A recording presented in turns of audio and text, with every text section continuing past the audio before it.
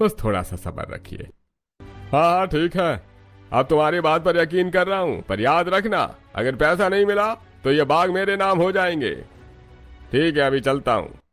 साहूकार के जाने के बाद माया रोने लगती है। विवेक उसे दिलासा देता है। सभी लोग जैसे तैसे सो जाते हैं।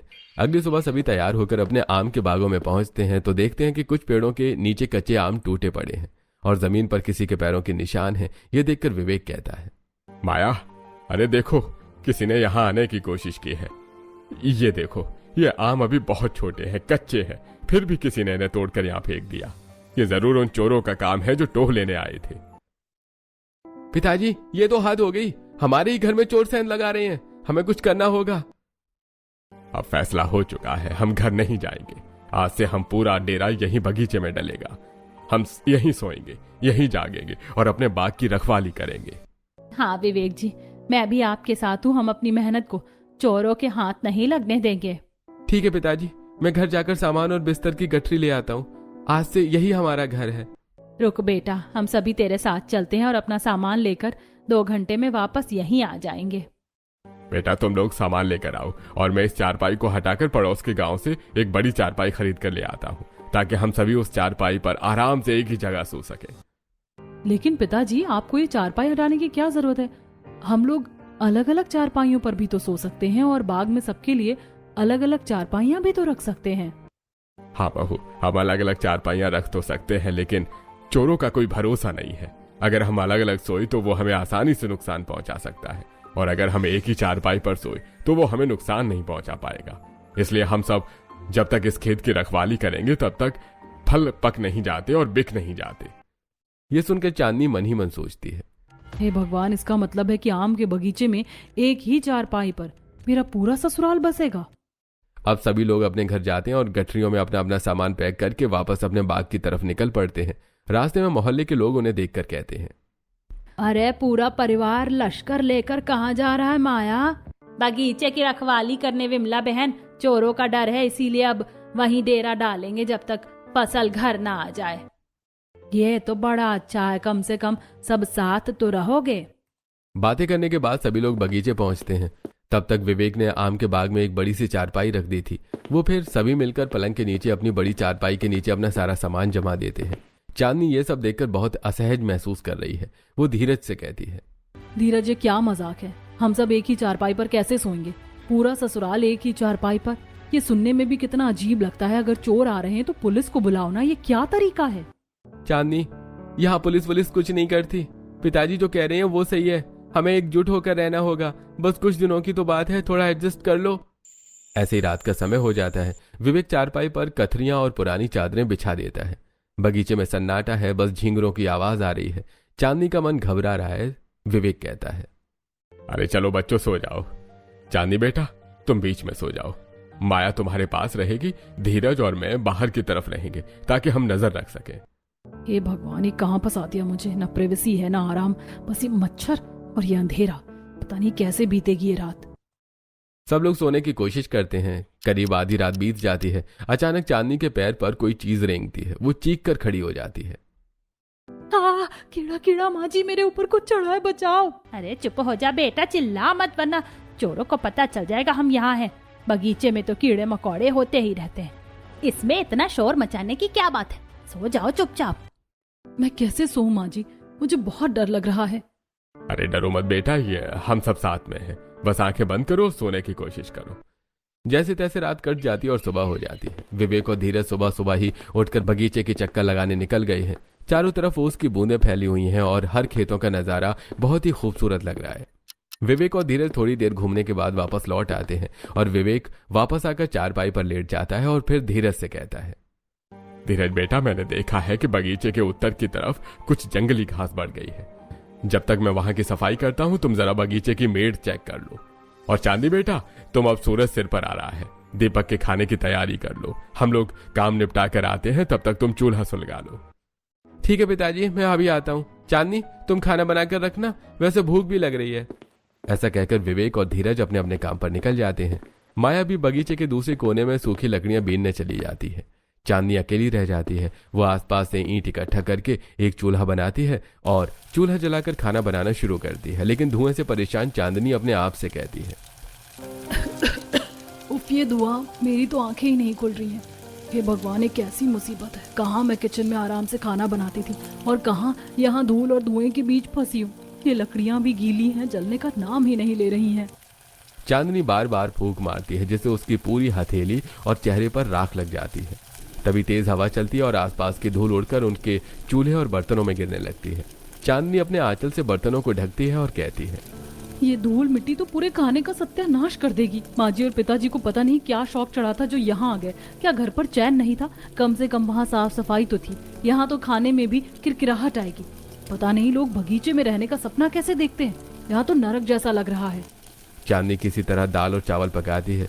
तभी माया वापस आती है। उसके हाथ में कुछ ताज़ा सब्जियां हैं। उन सब्जियों को वो चांदनी को देते हुए कहती है, चांदनी बेटा देख, मैं विमला बहन के खेत से ताजी भिंडी और हरी मिर्च मांग लाई हूँ। बगीचे में ताजा सब्जी बनाने का मजा ही कुछ और है। जरा जल्दी से इन्हें काट कर छौंक दे, विवेक जी को बहुत भूख लगी होगी। माँ जी, ये चूल्हा जलाना ही इतना मुश्किल है, ऊपर से ये धूल, मेरा तो दम घुट रहा है। धीरे धीरे सब सीख जाएगी बेटा, हम भी तो यहीं रह रहे हैं ना।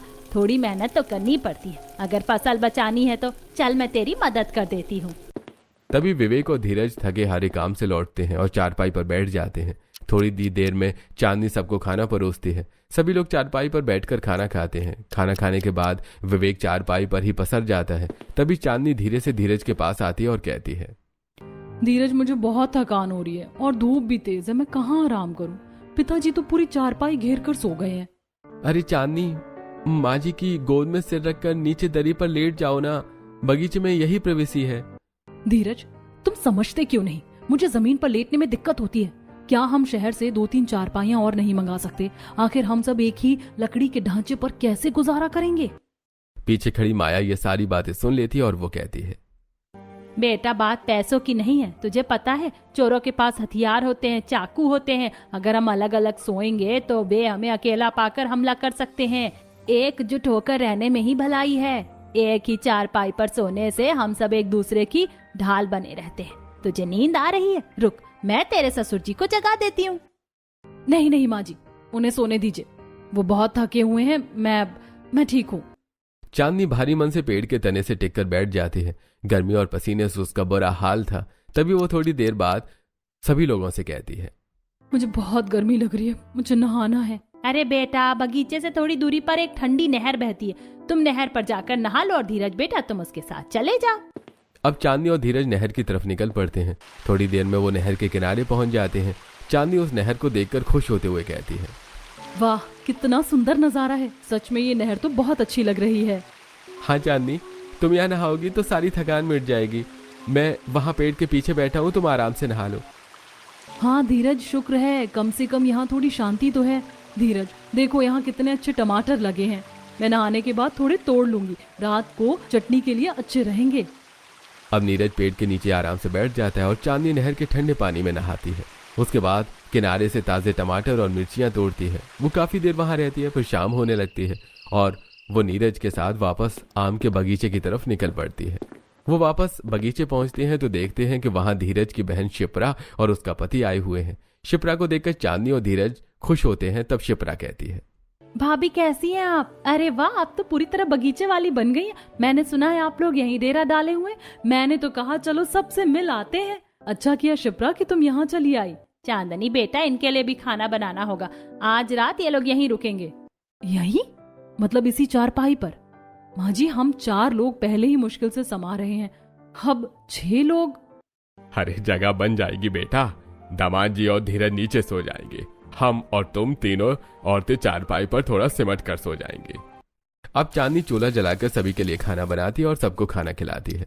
रात को खाना खाने के बाद सब चारपाई पर सोने की कोशिश करते हैं। चांदनी चारपाई के कोने पर बिल्कुल चिपक कर लेटी है। रात को सोते समय चांदनी को अचानक किसी का जोरदार धक्का लगता है और चांदनी धप से जमीन पर गिर जाती है और वो कहती है, हे भगवान, मैं गिर गई। क्या हुआ बेटा? अरे तो नीचे कैसे पहुंच गई? माँ जी, धक्का लगेगा तो नीचे ही जाऊंगी ना। एक ही चारपाई में 4 लोग, ये तो होना ही है। मेरी कमर टूट गई है। कोई बात नहीं बेटा, तू मेरे बगल में फिर से सो जा। नहीं माँ जी, आप रहने दीजिए, सुबह होने वाली है, मैं यहीं बैठती हूँ। ऐसा कहकर चांदनी बाकी रात बैठकर गुजारती है। सुबह धीरज उसे बैठा हुआ देखकर उसके पास जाकर बैठ जाता है और कहता है, क्या हुआ चांदनी, तुम सोई नहीं? सोऊंगी कैसे धीरज, यहाँ ना प्राइवेसी है ना जगह। हम पति पत्नी होकर भी 2 मिनट बात नहीं कर पा रहे हैं। माँ जी हर वक्त पास होती हैं, बहुत परेशान हो गई हूँ। मैं समझता हूँ चांदनी, पर बस कुछ दिन और। आम पकने वाले हैं, जैसी फसल बिकेगी हम वापस घर चले जाएंगे।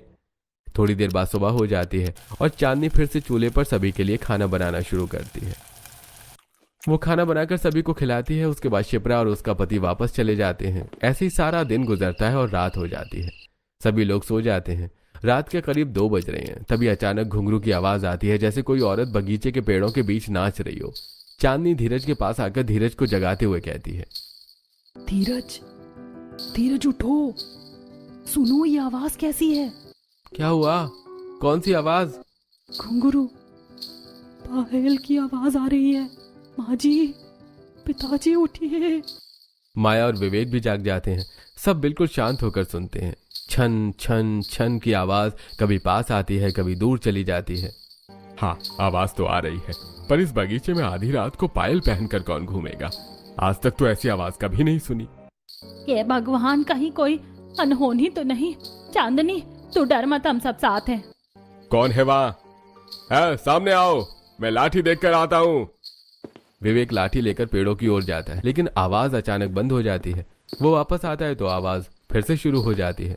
पूरी रात वो सब डरे हुए जागते रहते हैं। अगली सुबह सभी अपने अपने काम में लग जाते हैं। तभी माया चांदनी से कहती है, चांदनी जा जरा विमला के खेत से थोड़ी हरी धनिया और मिर्च ले आ। चांदनी विमला के खेत जाती है और कहती है, विमला चाची, मुझे अपने खेतों से हरी मिर्च और हरी धनिया दे देना चटनी के लिए। हाँ हाँ, मैं अभी तोड़ देती हूँ। ऐसा कहकर विमला अपने खेतों से हरी धनिया और हरी मिर्च तोड़कर चांदनी को दे देती है और उसे ध्यान से देखते हुए कहती है, अरे ये क्या चांदनी, तुम रात भर सोई नहीं हो क्या? तुम्हारी आंखें इतनी लाल क्यों दिखाई दे रही हैं? चांदनी डर के मारे सब कुछ उगल देती है। ये सब सुनकर विमला हैरान रह जाती है। उसके बाद चांदनी अपने बगीचे में वापस आ जाती है और खाना बनाने लगती है। शाम को माया अपनी चारपाई पर बैठी थी। तभी विमला 2-4 औरतों को लेकर वहां पहुंचती है और चारपाई पर बैठकर बातें करते हुए विमला से कहती है, माया बहन, क्या सच में कल रात तुम्हारे बाग में पायल की आवाज आई थी? चांदनी बता रही थी कि कोई अदृश्य शक्ति नजर आ रही थी। अरे नहीं विमला, वो तो हवा की आवाज होगी। चांदनी नहीं है ना, डर गई होगी। तभी अचानक शाम के साये में फिर से वही आवाज आती है, छन छन छन। यह सुनकर विमला सभी औरतों से कहती है, यहाँ तो भूतनी का वास है। विवेक भाई, तुम्हारा खेत अब भगवान ही बचाए। चलो भागो यहाँ से, वरना हम किसी मुसीबत में ना पड़ जाए। ऐसा कहकर विमला और उसके साथ आई औरतें वहां से सिर पर पैर रखकर भाग जाती हैं। अब पूरे गांव में खबर फैल गई है कि विवेक के बाग में चुड़ैल आ गई है। रात की डरावनी आवाजों के साथ विवेक का पूरा परिवार सहमा हुआ है। अगली सुबह विवेक सुबह सुबह ही गांव के एक ढोंगी बाबा को बगीचे में बुलाता है और कहता है, बाबा जी रक्षा कीजिए, इस बगीचे को हमने अपने खून पसीने से सींचा है, पर अब यहाँ रहना मुमकिन नहीं लग रहा है। रात को ऐसी डरावनियां पायल की आवाजें आती हैं कि रूह कांप जाती है। विवेक, मामला गंभीर है। वायु में एक अजीब सी भारीपन है। यहाँ की मिट्टी में किसी अतृप्त आत्मा का वास महसूस हो रहा है। हाय राम, बाबा जी, क्या ये सचमुच कोई चुड़ैल है? क्या कोई उपाय है? देखो, ये कोई साधारण साया नहीं है। ये एक ऐसी चुड़ैल है जिसे नाचने का बहुत शौक है। अगर तुम यहाँ से नहीं गए तो एक एक करके सबको अपने वश में कर लेगी। इसका सिर्फ एक ही तरीका है, खेत छोड़ दो और भाग जाओ। पर बाबा, अगर हम भाग गए तो हमारी फसल का क्या होगा? चोर सब लूट ले जाएंगे। क्या कोई मंत्र या तंत्र नहीं है?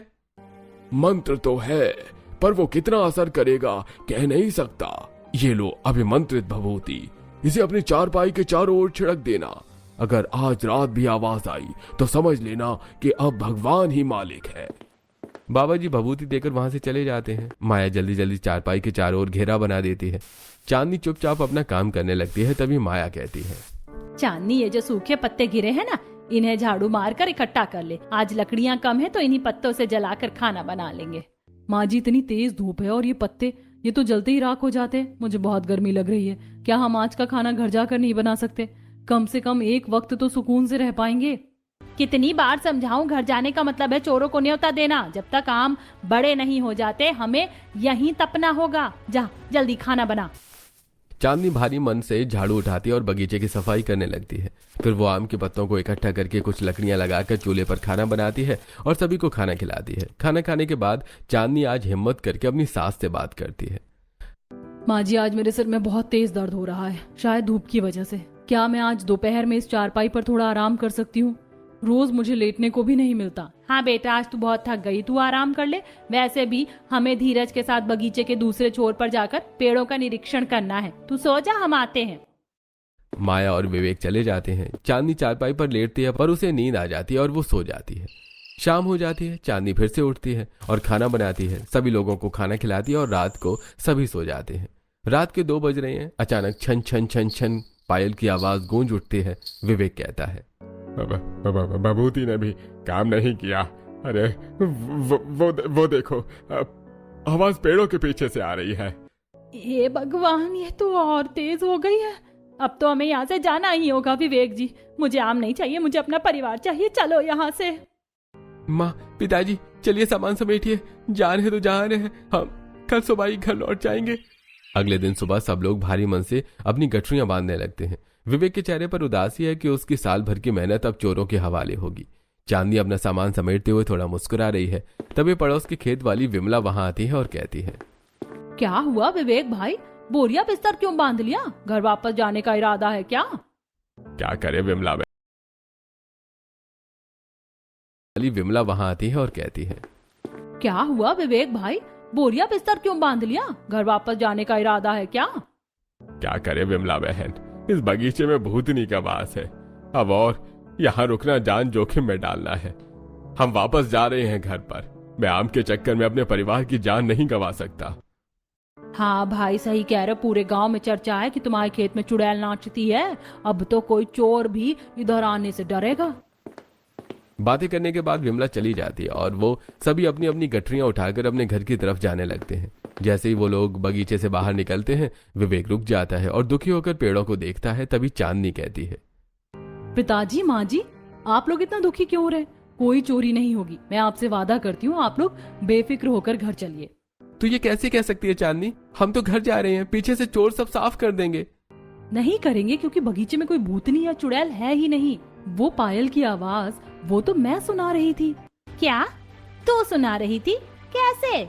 चांदनी अपने बैग से एक छोटा सा इलेक्ट्रॉनिक रिकॉर्डर निकालती है और सभी को दिखाते हुए कहती है, माँ जी, मैं बगीचे में रहकर बहुत परेशान हो गई थी। एक दिन मैं अपनी सहेली से मिली और उसे सारी बात बताई। तब उसने मुझे ये छोटा सा रिकॉर्डर दिया था। इसमें 1 घंटे के अंतराल पर 1-1 मिनट पर अलार्म बजता है और पायल की आवाज रिकॉर्डेड है। मैं रोज छुपकर इसे पेड़ पर रखाती थी और टाइमर सेट कर देती थी।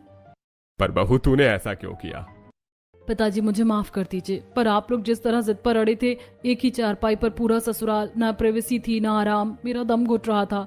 मुझे पता था कि आप लोग सीधे कहने पर घर नहीं जाएंगे, इसीलिए मैंने ये भूतनी का नाटक किया।